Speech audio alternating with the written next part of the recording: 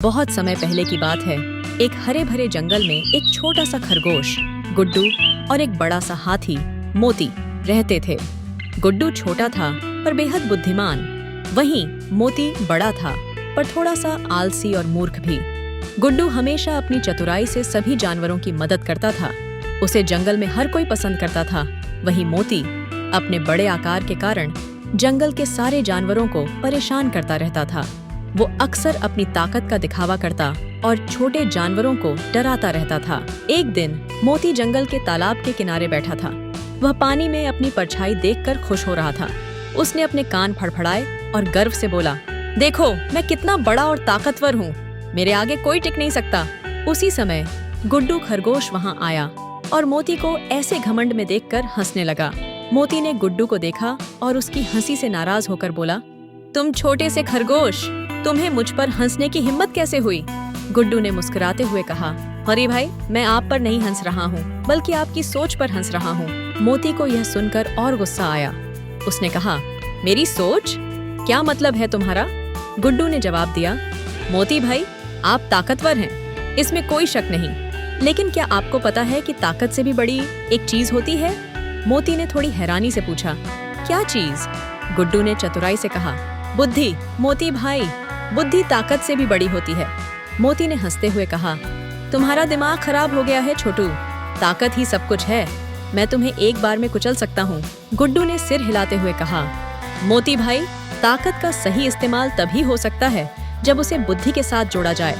चलिए, मैं आपको एक खेल में चुनौती देता हूँ, अगर आप जीत गए तो मैं मान लूंगा कि ताकत ही सब कुछ है। मोती ने हंसते हुए कहा, मुझे चुनौती देने की हिम्मत, चल बता क्या करना है। गुड्डू ने एक बड़ी मोटी रस्सी तालाब के किनारे लाकर रख दी।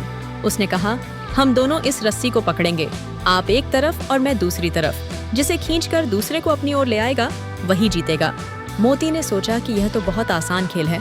उसने रस्सी का एक सिरा पकड़ लिया। गुड्डू ने रस्सी का दूसरा सिरा पकड़ा और दौड़कर तालाब के पास छुप गया।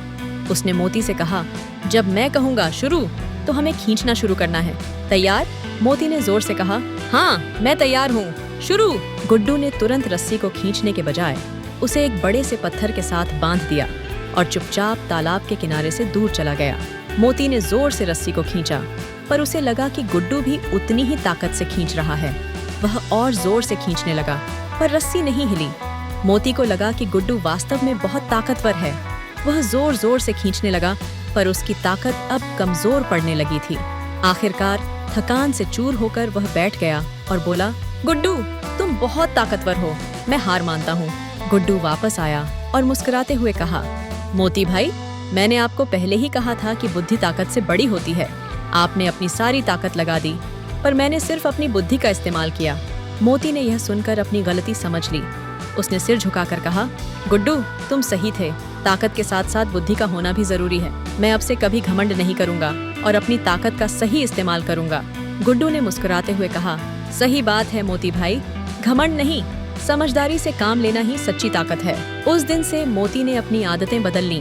वह अब सभी जानवरों के साथ अच्छे से पेश आता और उन्हें मदद भी करता।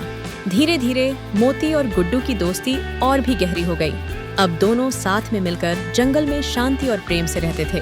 अगर आपको यह कहानी पसंद आए तो इसे अपने दोस्तों और परिवार के साथ जरूर शेयर करें। इस वीडियो को लाइक करें, कमेंट करें और हमारे चैनल को सब्सक्राइब करना न भूलें, ताकि हम आपके लिए और भी प्रेरणादायक कहानियाँ ला सकें। धन्यवाद।